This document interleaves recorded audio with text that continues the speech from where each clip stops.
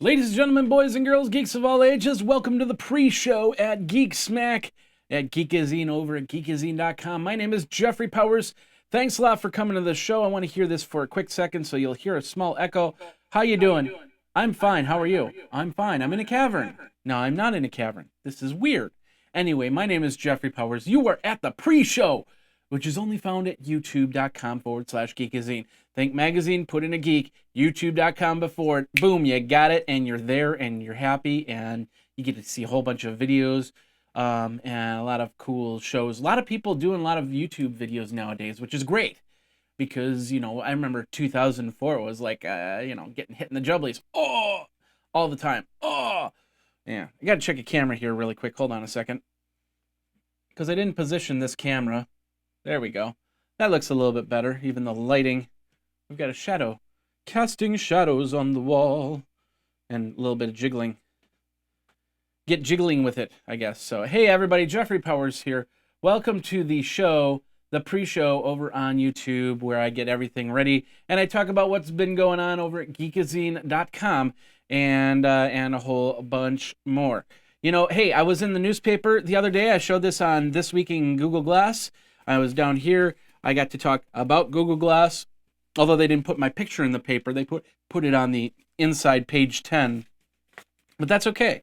A little bit about the article. It said that I've been blogged and podcasted about gadgets and technology for years, but there's not a technology he's encountered that sparks this sort of attention in his latest treasure, Google Glass. So I was actually on TV and newspaper this last week, so it was really cool. Had a lot of fun and really enjoyed it. One of the reasons why I got Google Glass, and now the Google Glass is going back because there was a small problem with my Google Glass, and that caused issues. And with the issues, I had to send them back. Basically, they started turning off, and I couldn't figure out why. So I finally did some deduction. It turns out that the power button just stopped working. Because I tried to do the hard reset. Because the first thing you do with Google Glass is you do a hard reset, which is you hold the power button in for 15 seconds, and it's not supposed to delete anything or not. It's just going to refresh your Google Glass. And so I tried doing that, but it wouldn't turn off. And then I tried just turning it off, and it wouldn't turn off. I turned it back on. In fact, when the glass turned off, the only way to turn it back on was to actually plug it in. And then I guess it would act as a power button, and all of a sudden it would start working again. So, which was pretty weird. But hey, it's on its way to Google. I have not heard of any mention of Google Glass coming back, so I don't know. I have the tracking number. I'll have to track it when I get out to my car and grab that number and come back here. So, but hey, it is what it is. That's why you have a production model, beta model, whatever you want to call it, because it's I'm giving them valuable data as to what's going on with glass, and so when they actually make glass for the masses, they fix a lot of things that I broke. So I'm happy about that. One thing I really think they should do is they should take the power button, which actually rests on the side of your face, and put it underneath the glass. So it just, to me, it just seems to make more sense, especially if there's any type of perspiration that gets in there and causes problems. So with that closed off and the button below, the chances of sweat getting in there is minimal. So I don't know, maybe there's a reason why they don't have it on the bottom. It just makes more sense to me that's on the bottom, but I'm not, it's not, I didn't engineer the glass. So anyway, so Google Glass on its way back. I've talked to many people, and they still have their first pair of Google Glass, no problems whatsoever. So I'm just the lucky few that has a problem with my Google Glass. So, hey, Day in Tech History passed the 4-year mark last week. It's on its way to 1,500 episodes in September. So I'm really happy about that. It's actually a pretty big deal for podcasting because most people podcast once a week. And yeah, even if you've been podcasting once a week since 2004, you might be hitting 1,000 episodes, maybe 1,100 episodes. I've been with Day in Tech History. It's been podcasting every single day since August 10th, 2009. Now, the Day in Tech History used to be This Week in Tech History, and I changed it to Day in Tech History, of course, because I wanted a daily thing as opposed to weekly. And so it's technically the podcast in any form started in 2008. So it's I think it's like 5 years old on that. But when I started it daily was 4 years ago. So I'm really excited about that. It's going to hit 2,000 episodes on January. I'm not 100% sure. I think it's January 24th of 2015. So I just got to keep it going.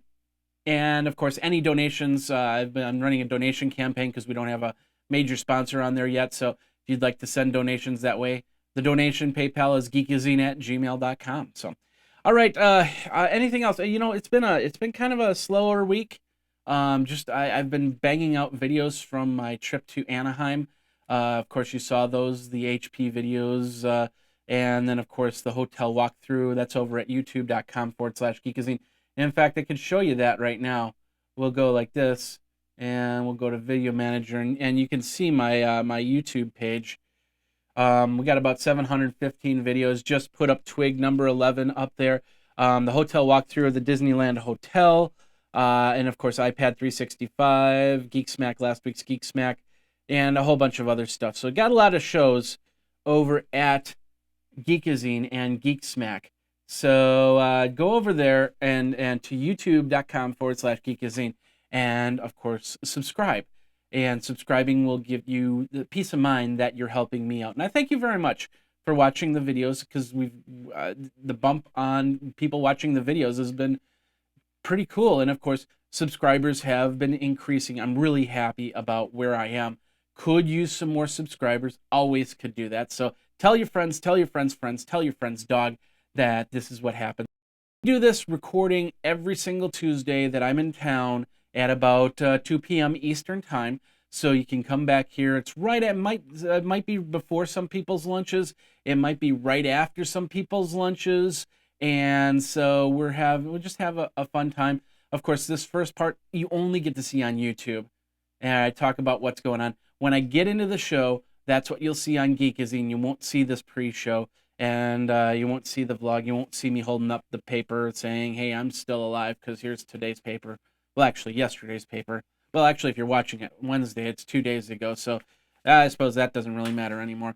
So anyway, that's what's going on with this part. And we've got a lot more. And I'm gonna start showing some products off and some cool stuff, and talk about what I've seen in the week and go from there. So that is the basic part of this first part. We're going to get into the main show. I'm going to take a slug of water. One thing, just so you know, it is sinus season, so my sinuses are acting up. I cleared them all out. You have a little ritual. Learn a couple things. It has to use some saline to clear out the nasal passages, and then you use like the Vicks smelling thing, so it just clears everything out. So when it's time to actually do a show, you're not sniffing and sneezing all over the place. And hopefully I won't be sniffing and sneezing all over the place, but keeping hydrated will also help, which is what I'm going to do during the show. All right, as always, what's going to happen is you're going to see this little screen right here. It's going to happen for 5 seconds, and then we're going to get into the main show. So stick around. You are at the beginning of Geek Smack on youtube.com/Geekazine. My name is Jeffrey Powers. Any questions, Twitter me at Geekazine. Of course, geekazine@gmail.com, which is not down here. But remember, youtube.com/Geekazine, right there. So anyway, let's start the show. Geek Smack, episode number 270 for this week.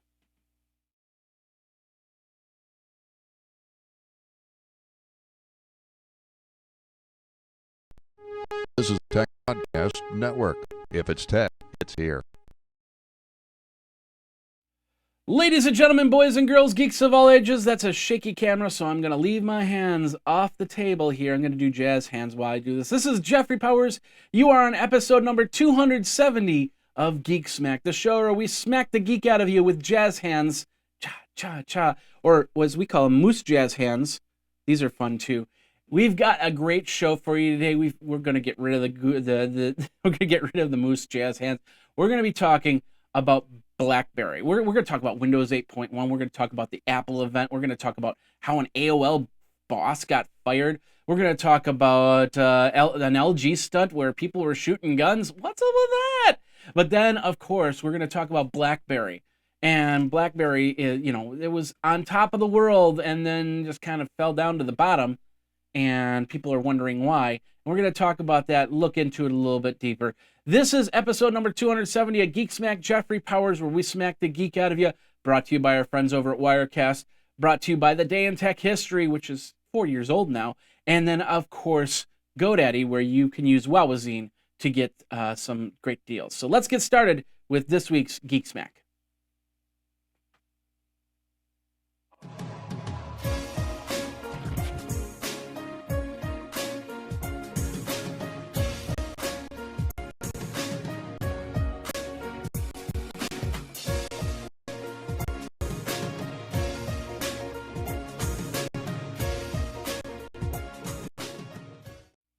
That was weird. All right, hey everybody, Jeffrey Powers here. Welcome to Geek Smack, the show where we smack the geek out of you. And we've got a great show for today. And the title of the show, Where Should Blackberry Go? And, you've been listening, you've been hearing about Blackberry. They just released a new model, and it's not up to snuff like everybody likes, and they're just confused as to where to go. And so they said, well, let's just put the whole thing up for sale. So we'll see what happens here, and but of course we're going to talk about that a little bit later. We've got a lot of stuff. Usually at this point, I talk about what's going on with my life. I'm going to keep it very brief. Everything you see is on the vlog over at youtube.com/Geekazine. You find episode 270, Where Should Blackberry Go? And then you can find out. It's like a little vlog before I actually do the show, so you don't have to endure what's going on with me during the show. So it's just kind of a shorter show. I was basically interviewed on newspaper and TV this week for my Google Glass. And of course I had the links over on Geekazine to find out more about that. And then right after that, my Google Glass, the second pair of Google Glass died. And so it's on its way back. Really quick, I think it's the power button that broke, but it really doesn't matter. It just wasn't working. I'm getting a new pair back. I'm not dissatisfied in the fact that that they're going back and coming back, because I feel that I've broken something that they need to fix. And by the time the regular release to the public comes out, then it'll be a lot better pair of Google Glass. So can't wait to get my Google Glass back and go from there. Everything else, Day in Tech History podcast, of course, one of the sponsors on the show, hitting the 4-year mark. I'm going to talk about that a little bit later. We're also on the way to 1500th episode. So that's what's going on with me. Otherwise, it's been a pretty slow week as I've been transferring all those videos from Disneyland into stuff over on my YouTube channel and, of course, Geekazine. So, all right, let's get into your tech smack for this week.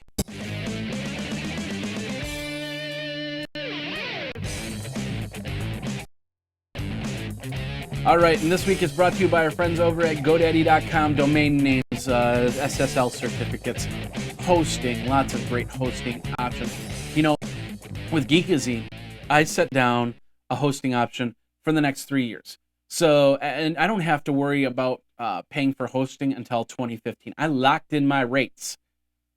And of course, I use shared hosting unlimited, so I can actually have my other websites, like how to record Google Glass, This Week in Google Glass, how to use GoogleGlass.com, of course, how to record podcasts.com, Dorkazine, Sportazine.com, which you should always go to those websites. All of this is in one area, so I can get things done. Plus, I can get my email, reliable hosting. If I have a problem, I call them up and I say, hey, let's get things fixed here. Lots of great stuff over at GoDaddy.com. Check it out yourself. If you're looking to start a website, if you're looking to change over, I just actually changed over my last domain from the last registrar I was on to GoDaddy, and which was great because apparently they charged me $37 for next year's domain as a renewal. And let me tell you something, and this is my tip to you. Turn off all your renewals on domain names, but you got to remember when they're getting renewed, because they will charge you an arm and a leg for those domains. But then if you manually renew them, you can actually get some good discounts. Like this discount right here, Wowazine. Get 35% off your order by using Wowazine. Think magazine, put in a wow, you've got Wowazine. And of course, that's over at GoDaddy.com. I'm serious about that. That's that. Turn off any renewal on your domain and make sure that you have a timer on it so you know a few weeks in advance that it's time to renew your domains. And then look for coupon codes, because I was actually paying $35 a year for a couple years on this last domain. Didn't even realize it until my credit card expired last year. And it's like, wow, why did I just do that? Because I've been, it's like $7 to $8 a domain.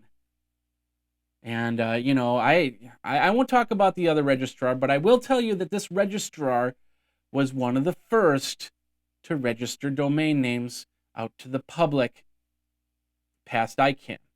Just going to say that.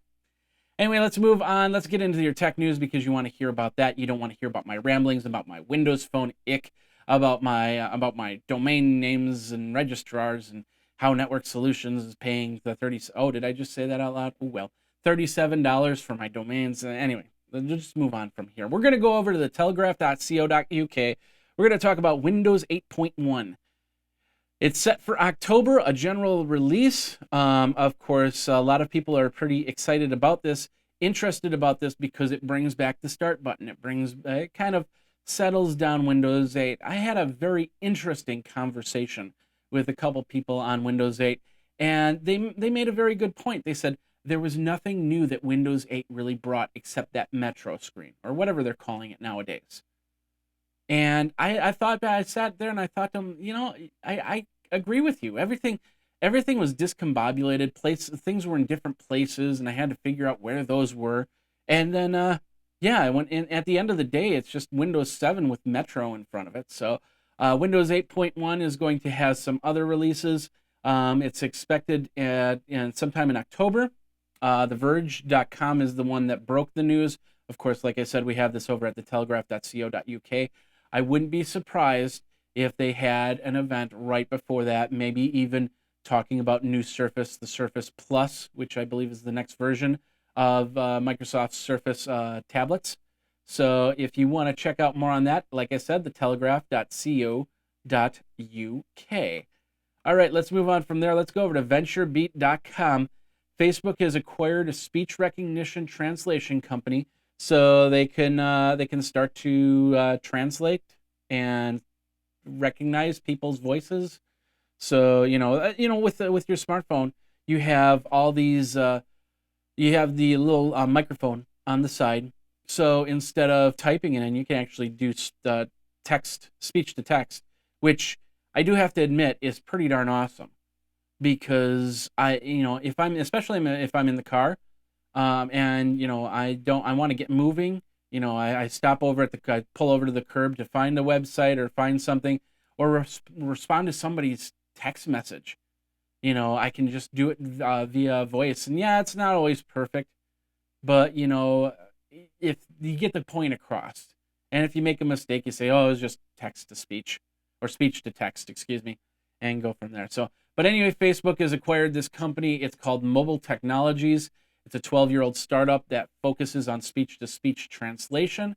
They didn't say how much they acquired it for. I don't think so. I don't see it in the article here.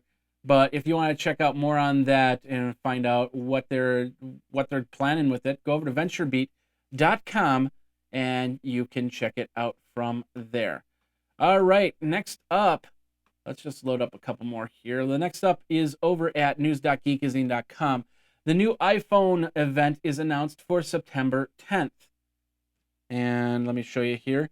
New iPhones are coming out, including the much-rumored 5C, which is apparently a not-so-smart version or a not-so-powerful version of the iPhone. As far as I know, they still have all are going to have the same processor in it. But I'm guessing that these smartphones, which will come in 5 different colors. Excuse me, I had to take a drink of water there before I sneezed. These versions have plastic shells. They come in 5 different colors. So it's going to be interesting to see, especially since Apple is always focused on one phone.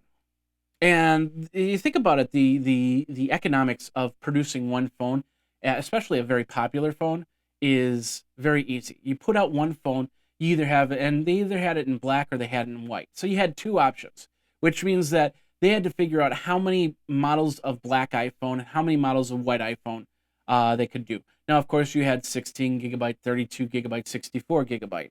And then, of course, you got to say, okay, manufacturers, we need you to make so many of this one, so many of this one, so many of this one. Now, if Apple does exactly what they're planning to do, they're going to have a lot of different options. Now, I'm hoping that these colorful cases are very interchangeable, which means they'll just snap off and another case will snap on. It makes the most sense, so they have the same insides, and you just snap on a color case and move it off, because then people would start making cases, new types of cases, for your Apple 5C. So we'll also see what happens with the 5C. There's rumors of it being 4.7 inches and even 5.7 inches to match up with HTC and match up with Samsung. So we'll go from there. Also rumors of the iWatch being announced at this event. No word on iPad updates, but we know that it's going to happen. So maybe that's a month down the road, including a new iPad mini with Retina display. It's inevitable, Mr. Anderson. So check it out. If you want to know more, go over to news.geekazine.com. Going from there, going over to Engadget.com. This is funny as all heckity heck, although some people got injured, and that's not funny. So apparently, LG had this event in Korea, and they decided to have all these balloons. That's the pictures, the balloons stuffed as a G. And what's going to happen is at one point, the balloons go releasing off, and inside some of those balloons are some coupons for, I don't know, for handsets or whatever. So apparently, people have to get the balloons. Some people pulled out BB guns. I don't know if they were given BB guns to shoot or if they had them on their person, concealed carry, and I don't know. So they went and they started shooting these balloons. And what LG thought was a great event turned into a problem as 20 people got injured from this event, from this stunt. So there's a full video on this, and it's just, I don't know. It just reminds me of the days in WKRP in Cincinnati when Mr. Carlson comes up and he goes, "I thought turkeys could fly." So LG, I really like the LG Android phone, the Optimus G. I got to review it about 8 months ago. It's a great smartphone with that quad-core processor in it. But, it's amazing what some people think up for marketing ploys, and it did backfire, and yeah, they got some press on it. So we did think that turkeys could fly. We think that pulling out BB guns is a good idea in a crowd. Yeah, very good idea. Anyway, let's move on from there. That's over at Engadget.com if you want to read more on there. All right, let's move over to a new website, ndtv.com. Of course, if you see any problems with it, let me know. I will change the link. And Microsoft has decided to take a U-turn on the Xbox One statement about having that Kinect hooked up.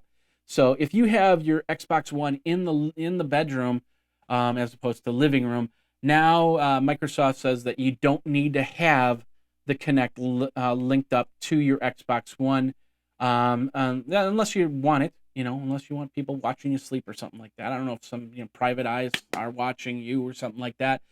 But Microsoft has decided, okay, there's a lot of privacy issues, a lot of concerns. We'll make the kill switch. You want to unplug it, go for it. It doesn't need to be connected for these games. So, and of course, it's also pressure because that PS4 doesn't have that option.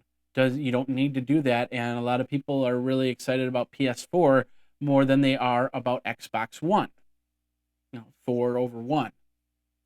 I don't know if that could be a statistic on that. 4 over 1. Anyway, if you want to read more on that, go over to ndtv.com and you'll get that information. All right, moving over to CNN.com. Apparently, a boss over at AOL was fired, and it's really funny how this happened. Apparently, his name is Abel. What was the last name? Abel Lenz. and they were at a meeting of some sort, and Tim Armstrong, of course, the CEO of AOL, was talking. All of a sudden, Abel goes, "Hey, I want a picture of Tim, the CEO, a personal picture." So he pulls up his smartphone and takes a picture. And what happens is, and this I'm paraphrasing from what they pulled from the conference call, because it was being recorded audio. CEO Tim Armstrong said, "Abel, put that camera down right now. Abel, you're fired. Out." That's what happened. Of course, I said it pretty monotone, so it probably, depending on the inflections, I don't know what happened there. So I guess he told him to first put down the smartphone and then said, "You're fired." So I'm guessing that this is more of a silent call. So even though he was taking a picture, it was not appropriate at that point in time. But, firing somebody for something like that straight up, I don't approve of. I think he should have made him leave. Somebody should have sat him down and said, "Hey, look, you can't do that. And if he does it again, well, then that's a different story." But taking a picture of the CEO while he's talking, I don't know. What do you think? Do you think that that's a good or that's bad? Let me know. You can Twitter me over at Geekazine. Everything's down here on this blue bar down below. Geekazine is the Twitter handle. Think Magazine, put in a geek. Of course, geekazine@gmail.com is the email address. We also have the hotline at 608-205-4378. Of course, if you're listening to the audio, you don't see that blue bar below, but that's okay. It's still there. So anyway, let's move on from there. If you want to read more on that, go over to CNN.com.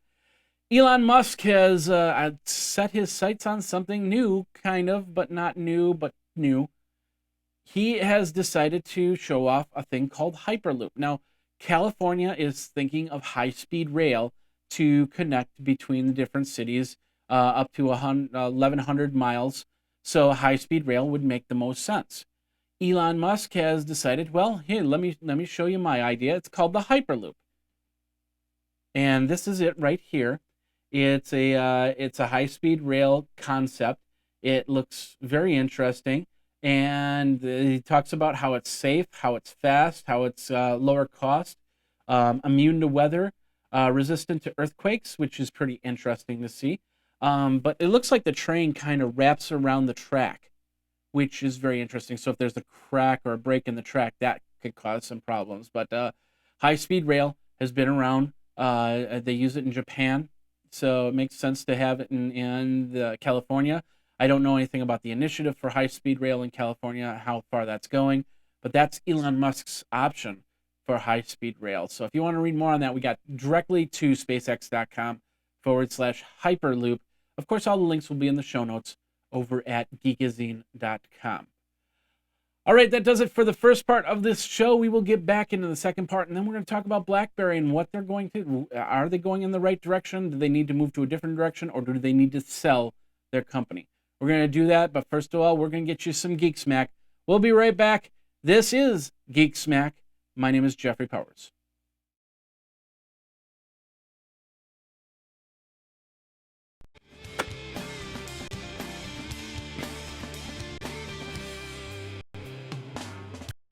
And of course, the second part of Geek Smack is brought to you by the Day in Tech History, the show that is now celebrating 4 years in tech history.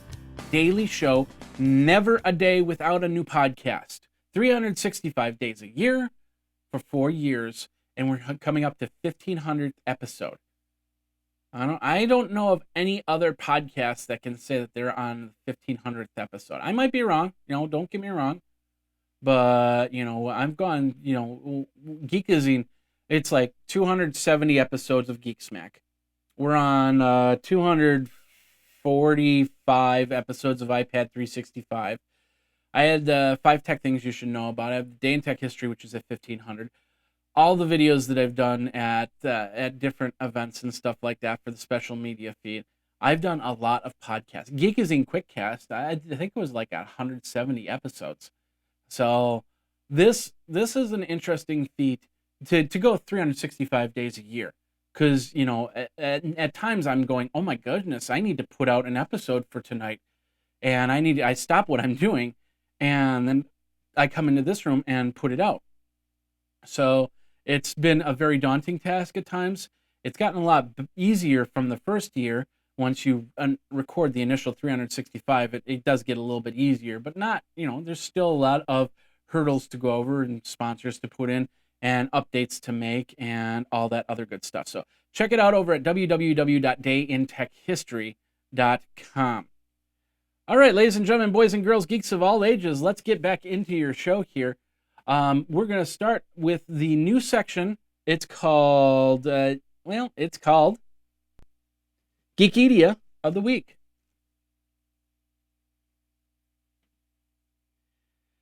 With Steve Jobs, I'll do this first. With Steve Jobs, the Jobs movie coming out this Friday with Ashton Kutcher as Jobs, I wanted to talk about another movie that came out. It was actually made for TV movie, and it had a lot of high praise to it, starring Noah Wyle and Anthony Michael Hall as Bill Gates and Steve Jobs. It was called Pirates of Silicon Valley. It came out in 2005? It says 2005 on Amazon, but I know that that's older than that. So, but, you can get it at Amazon.com. You can buy it for $12.99. They have VHS copies of this movie on Amazon.com for $25, I believe. And then, of course, you can also rent it on your Prime through your Roku for $2.99. And get to have some fun learning a little bit about the story of Steve Jobs and Bill Gates. Now, both of these movies are coming from Hollywood, so there's a little bit of fiction as well as, truth and lies all in that same movie. So take it with a grain of salt. Take the upcoming Jobs movie with a grain of salt, because even Steve Wozniak has come out and said, no, it's not what happened for this show. So, but if you want to see a movie now to get prepared for Jobs, Pirates of Silicon Valley. It was a TNT original movie, and you can check it out. And of course, you can own it or you can rent it overnight. Go over to Geekazine.com, go to the show notes, and click on the link. Of course, that will bring credit this way, and it'll help me keep the lights on. I thank you very, very much. All right, let's move on from there. Let's go back into The Independent. The world's first practical jetpack was cleared by aviation regulators. So there's a pretty. It's actually really cool. It's developed by the Martin Aircraft Company in New Zealand, and they've gone through a number of different prototypes before developing the P-12, which is what they're saying a major step forward in the design.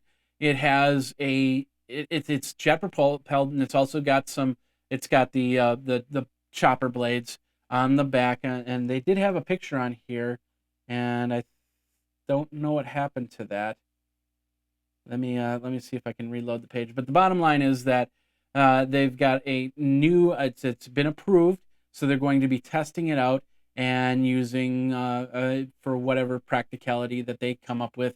So it's pretty interesting stuff. If you want to know more on that, they put in a video instead. And I think this is on The Independent. So if you want to go over there, go to theindependent.com to check it all out. All right, let's move over to another website and another new one, cleantechnica.com, where they're talking about LED sensors that when you touch them, they will generate their own power and they will generate their own light. Now, it's called piezoelectronics. And of course, a piezo sensor creates a reaction once it gets touched and pushed back together, and the two pieces get pushed together. So, and I use piezo sensors for a few different things. So apparently, by touching the screen, it causes enough electricity to actually be restored. And so when you touch a screen, the piezoelectronics would then recharge whatever battery it's trying to deplete from. It's also creating light for that surface as well. So it's actually doing two things power-wise than just one and charging a battery. So pretty cool stuff. If you want to read more on that, go over to cleantechnica.com. Cleantechnica.com. All right, let's move on from there. We've got a few more articles, and then, of course, we're going to talk about Blackberry and what's going on over there. We're going to start over at Engadget.com. Some Nexus 7 users are reporting some interesting multi-touch glitches in their Nexus 7. Now, Google's investigating it. Apparently, the touchpad just stops working at certain points. I think it stops working and then it starts working again. I'm not 100% sure because I don't have a Nexus 7 to really test that. So if you know what happens, let me know. Twitter me at Geekazine and go from there. It sounds like we have some audio here. Let me just mute this really quick. There we go. We have a video running in there. I got to figure out where that is. Anyway, the whole point is that the Nexus 7, new model, it's going to be a software fix. It's not hardware problems or anything like that from what they say. So they'll come out with a software fix and then this will go away. Just like the antenna problems from the iPhone 3G from a few years back. So if you want to read more on this, go over to Engadget.com. All right, let's move on from there. Let me find this. There's that video. I knew exactly which one it was. Oh, it popped up an ad. That's cruel. All right, there we go. Sorry about that. All right, let's move on from there. Let's go over to digitalspy.com.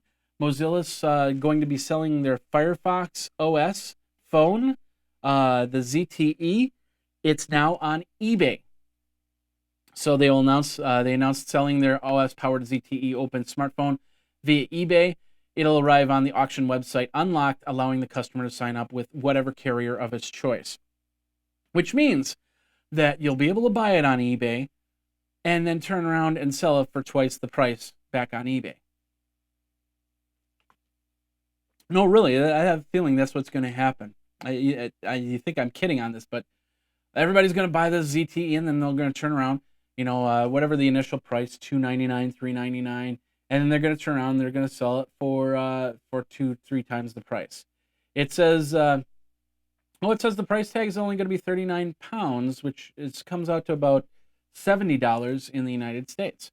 So interesting thing here. The ZTE comes with a 3.2 megapixel camera, Wi-Fi support, native apps on Twitter, Facebook, and Here Maps. So it's probably doesn't have a great processor, and I don't see a processor here.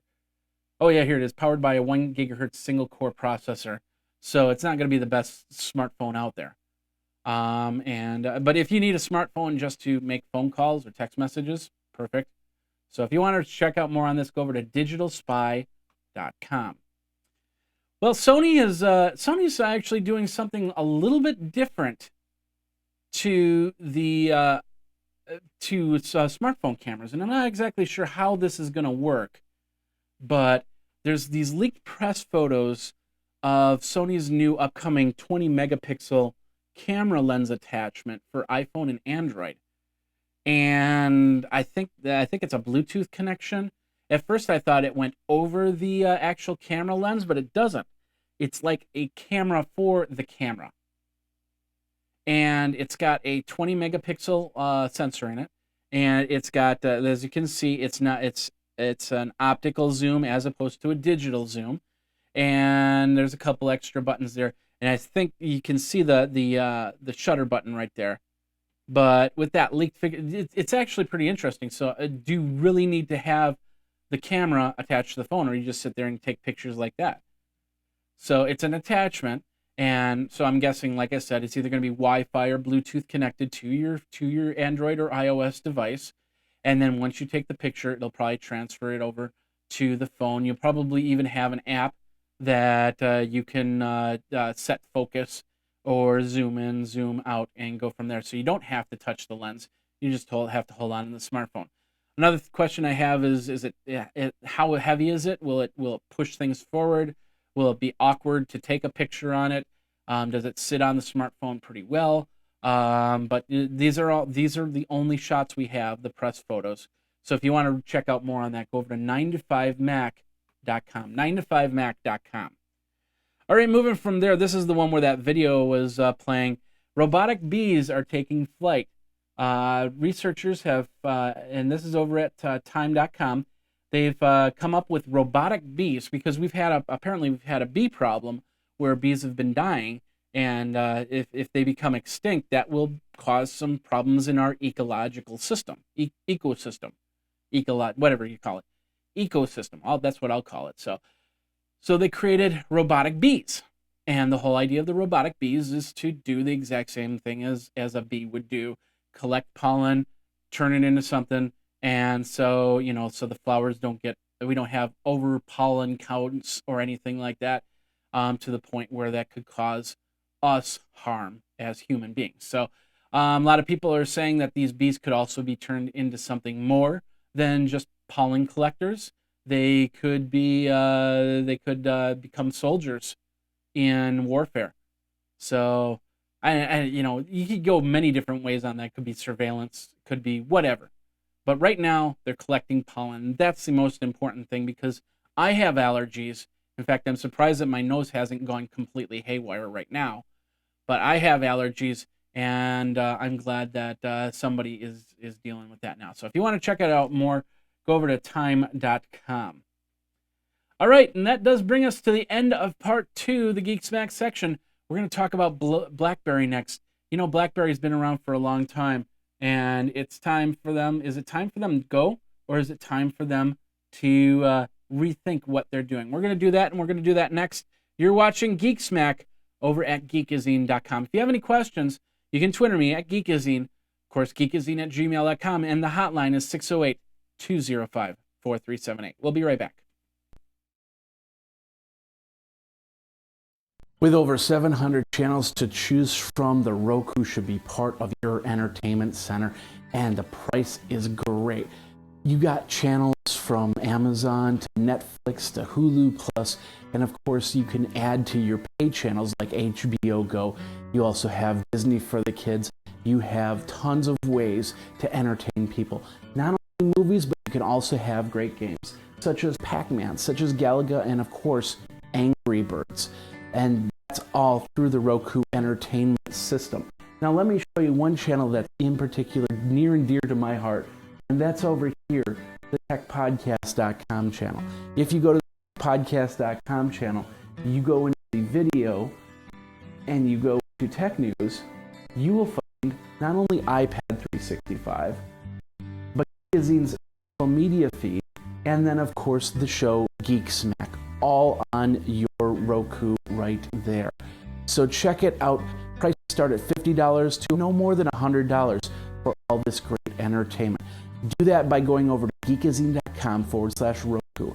It's geekazine.com/Roku to get yourself a Roku player and start watching movies, start watching content, and start playing Angry Birds. Over at geekazine.com/Roku.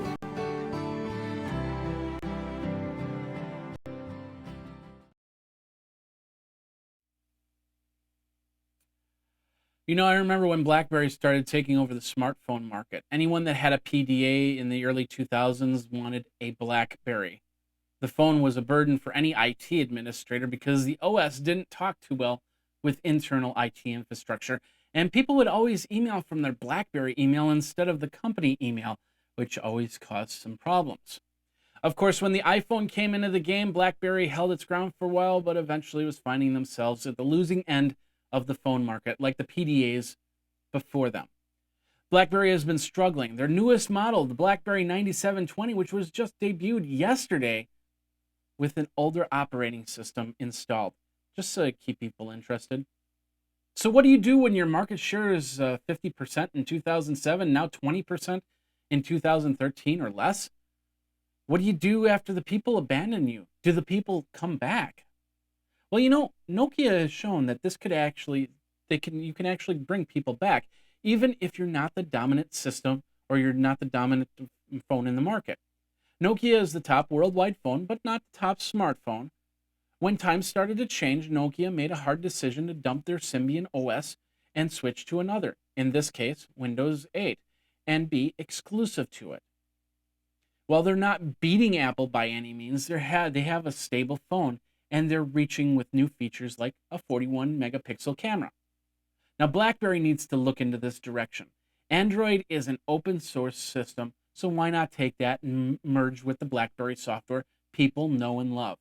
WebOS is another open source system. People loved their Pre's, their Palms, and were really upset when the hardware was discontinued. Blackberry WebOS phone might be the one thing that revitalizes Blackberry.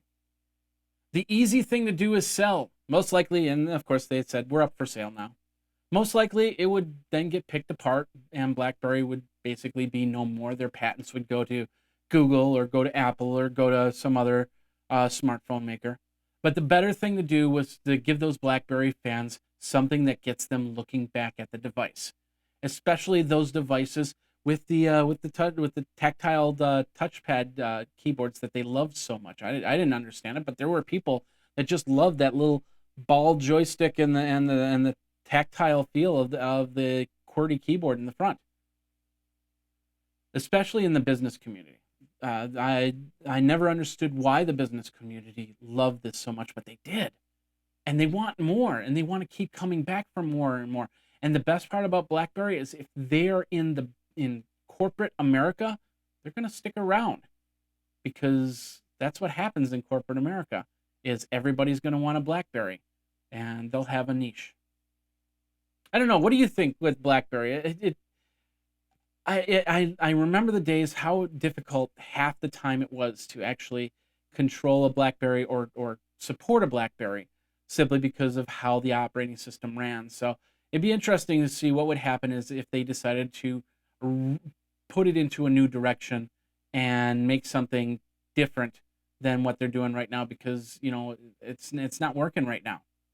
And I don't think selling is the right answer. But what do you think? Do you think that they should sell? Do you think that they should revitalize in some way, shape, or form? Let me know. Twitter me over at Geekazine. Of course, geekazine@gmail.com. And then the hotline is 608-205-4378. All right, ladies and gentlemen, boys and girls, geeks of all ages, that does it for this episode of Geek Smack, episode number 270, in video and in audio format. So I'd like to thank everybody that's watched it over on Geekazine.com. You've probably been over to youtube.com/Geekazine to watch it with the pre-vlog. And then, of course, you might have been over on the audio side through Stitcher, through Apple iTunes. Thank you very much. Go over there, subscribe, and then, of course, let me know. Go over to Facebook to Geekazine and subscribe. Go over to Google Plus Geekazine and subscribe, and you'll keep abreast of new episodes coming out every single week. Speaking of which, we will be back next week with another episode. We'll have more topics. We'll have more cool stuff. And then and we'll have lots of news. So my name is Jeffrey Powers. Thanks a lot for watching and listening. You guys geek out, and of course, take care. This is Geek Smack.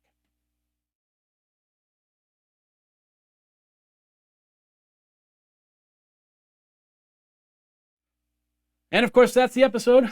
Thank you very much for watching. Hope you had a good time, and come back next week. We do this every single Tuesday at 2 p.m. on YouTube Live. I know you had a couple video skips when I play the video inserts. I'm looking into that right now and hopefully have a fix for that next week. So thanks a lot for watching. Thanks a lot for listening. We'll see you next time on Geek Smack. Take care.